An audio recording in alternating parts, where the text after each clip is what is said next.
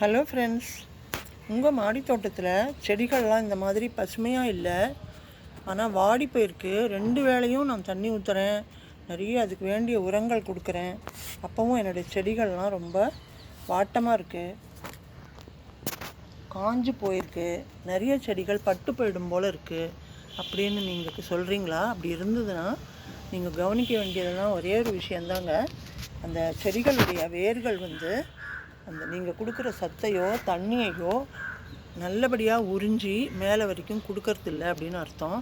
So வேர்கள் சரியான absorption இல்லாமல் செடிகள் வாட்டமாக இருக்கும், இலைகள்லாம் மஞ்சளாகி கொட்டும், பூக்களும் உதிரும். அப்படி இருந்ததுன்னா இன்றைக்கி நான் ப்ரிப்பேர் பண்ணுற ஒரு உரம் ஒரு உயிர் உரம், பயோ ஃபர்டிலைசர். அதில் இருக்கிற ஒரு இன்க்ரீடியண்ட் சாப்பனின்ஸ் அப்படின்னு ஒரு கண்டென்ட் இருக்கிறதுனால செடிகளை வேர்களை நல்லா வலுவாக்கி நல்ல உறிஞ்சிற தன்மையை கொடுக்குங்க. அந்த மாதிரி ஒரு ஃபர்டிலைசர் தான் இன்றைக்கி நான் உங்கள் கூட ஷேர் பண்ணுறேன். வாங்க வீடியோக்குள்ளே போகலாம்.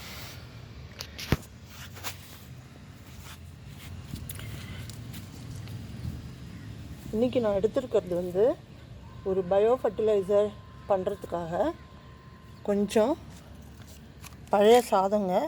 வீட்டில் மிச்சம் வர சாதத்தை நீங்கள் ஒரு கைப்பிடி எடுத்து ஒரு கண்டெய்னரில் போட்டுக்கோங்க. இந்த மாதிரி ஒரு கண்டெய்னர், அதில் டைட்டாக மூடி இருக்க மாதிரி இருக்கணும். வெயில் இல்லாத இடத்துல வைக்கணும். இதை 3 days வைக்க போகிறோம். அப்போ தான் ஃபர்மெண்ட் ஆகும். ஃபர்மெண்ட் ஆகும்போது தான் நல்ல நுண்ணுயிர் பெருக்கம் இருக்கும். இப்போ இது கூடவே என்ன சேர்க்கணும் அப்படின்னா, இந்த வெல்லங்க, இந்த 1 ஸ்பூன் வெல்லம் இது கூட சேர்க்குறோம். இந்த ஒரு கைப்பிடி சாதத்துக்கு 1 ஸ்பூன் வெல்லம் சேர்க்குறோம். இதை நல்லா மிக்ஸ் பண்ணி விட்டுருங்க. இதில் வேறு எதுவும் சேர்க்க வேண்டாம், தண்ணியெல்லாம் சேர்க்க வேண்டாம். இது இப்படியே நல்லா நொதிச்சு உரமாயிடும்.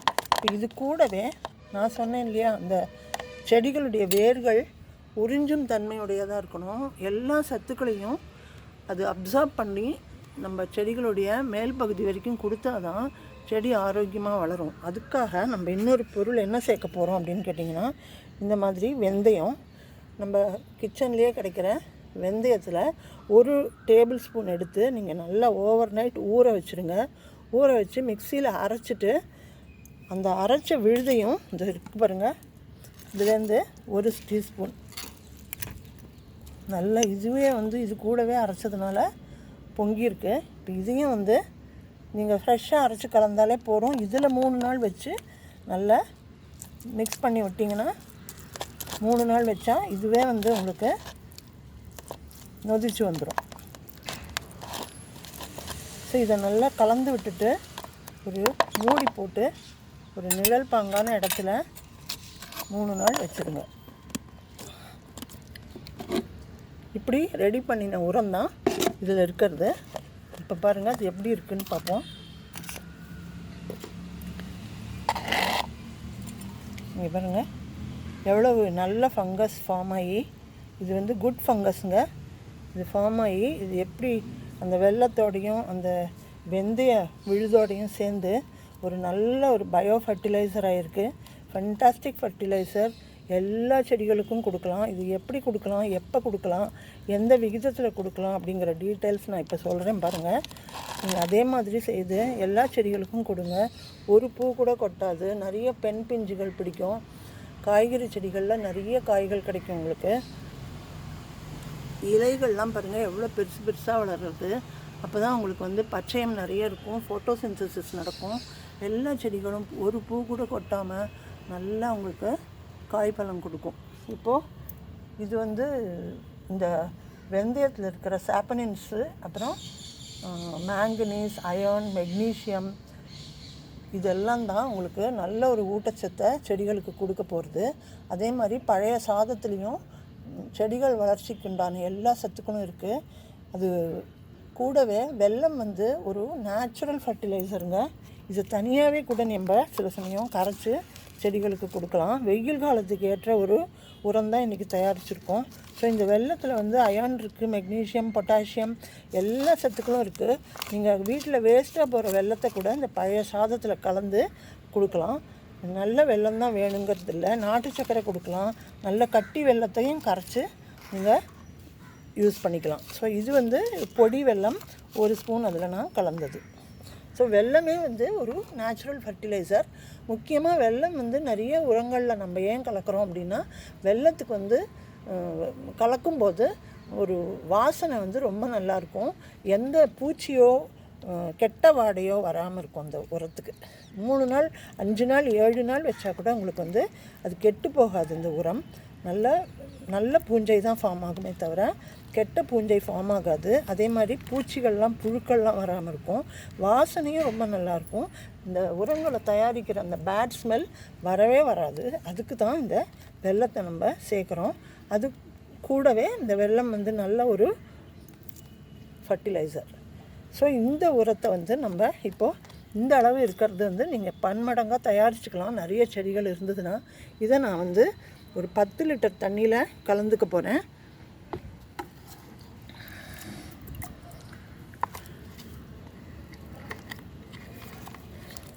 நல்லா கையாலேயே நீங்கள் கரைச்சி விடலாம்.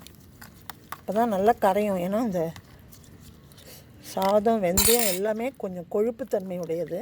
அதனால் நல்லா அப்படி கையிலேயே கரைச்சிட்டு அப்புறமா 10 லிட்டர் தண்ணியில் கலந்துருங்க. ஒரு 20 செடிக்கு தாராளமாக கொடுக்கலாம். நீங்கள் இந்த வெயில் காலங்கிறதுனால சாயங்காலம் தண்ணி ஊற்றிட்டு கூட நீங்கள் இதை அரை லிட்டர் ஊற்றி விடலாம். இல்லைன்னா ஏர்லி மார்னிங் காலையில் தண்ணி ஊற்றும்போது இந்த உரத்தையும் சேர்த்து கொடுக்கலாம். பாருங்கள், இந்த பக்கெட்டில் 10 லிட்டர் தண்ணி வச்சுருக்கேன். அதில் வந்து நான் இதை கலந்துக்கிறேன்.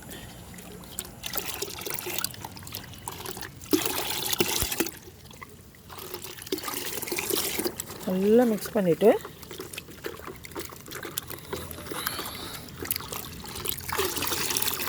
இது ஒரு ஃபண்டாஸ்டிக் பயோ ஃபர்டிலைசர். இதில் இருக்கிற சத்துக்கள் பூரா செடிகளுக்கு போய் நல்ல ஒரு வளர்ச்சியை கொடுக்கும். எல்லா சத்துக்களையும் உறிஞ்சுற தன்மையை வேர்களுக்கு கொடுக்கும். வேர்கள் வரைக்கும் செடி வந்து குளிர்ச்சியாகிடும். நீங்கள் அளவுன்னு பார்த்தீங்கன்னா இந்த மாதிரி ஒரு டம்ளரில் சின்ன தொட்டியாக இருந்தால் ஒரு டம்ளர் கொடுத்தா போதும்.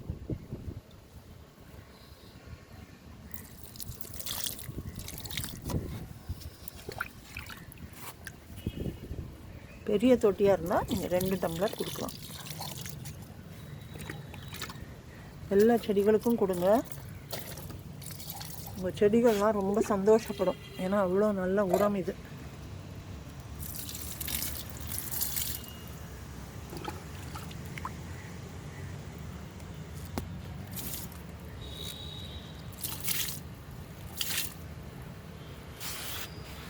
இப்போது இது கூடவே ஒரு பெஸ்டிசைடாகவும் இதை எப்படி அடிக்கலாம் அப்படிங்கிறது நான் உங்களுக்கு சொல்கிறேன். இது பெஸ்டிசைடாக அடிக்கிறதுனால கொஞ்சம் ஒரு 1 லிட்டர் எடுத்து நான் வடிகட்டிக்கிறேன். இது கொஞ்சம் வடிகட்டிப்போம். இந்த ஓட்டையில் அடைக்காமல் இருக்கும்.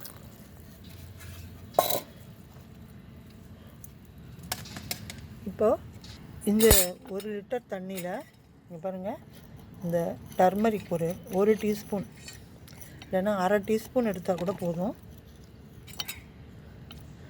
1 டீஸ்பூன் மஞ்சள் தூள் எடுத்து நல்லா கலந்துடுங்க. இந்த பயோ ஃபர்டிலைசர் கூடவே இந்த மஞ்சள் தூளையும் கலக்கும்போது நமக்கு ஒரு பெஸ்டிசைடாகவும் கிடைக்கும். அது வந்து நல்ல ஒரு மைட்ஸு, எஃபிட்ஸு, மீலி பக்ஸு எல்லா பூச்சிகளையும் கட்டுப்படுத்தும். அதே மாதிரி வராமையும் தடுக்கும். நீங்கள் வர்றதுக்கு முன்னாடியே கூட இதை அடித்து விடலாம். நான் இப்போ இந்த ஸ்ப்ரேயர் தான் யூஸ் பண்ணுறேன். நீங்கள் பூக்கள் தவிர செடிகளுடைய இலைகள், தண்டு பகுதி எல்லாத்துக்கும் அடித்து விடுங்க. இந்த மீலி பக்ஸ் எல்லாம் வரவே வராது. என்னுடைய தோட்டத்தில் பாருங்கள், பூச்சி தாக்குதலே கிடையாது. எப்போவுமே நான் வந்து இந்த மாதிரி ஆர்கானிக்காக பெஸ்டிசைட்ஸ் வந்து தயார் பண்ணி ஒரு 10 நாளைக்கு ஒரு தடவை அடித்து விட்ருவேன். அதனால தான் எந்த பூச்சியும் கிடையாது என்னுடைய தோட்டத்தில். வந்தாலும் போயிடும்.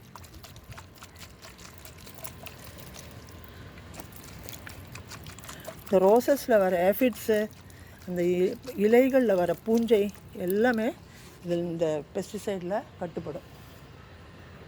எந்த தாக்குதலும் இருக்காது. உங்கள் செடிகள் வந்து நல்ல ஃப்ரெஷ்ஷாக பியூட்டிஃபுல்லாக வளரும். ஸோ இந்த வீடியோ உங்களுக்கு உபயோகமாக இருந்திருக்கும்னு நினைக்கிறேன். உபயோகமாக இருந்திருந்தால் எல்லாருக்கும் ஷேர் பண்ணுங்கள், சப்ஸ்கிரைப் பண்ணுங்கள், லைக் பண்ணுங்கள். அடுத்த ஒரு வீடியோவில் ஒரு நல்ல இன்ஃபர்மேஷனோட உங்களை சந்திக்கிறேன்.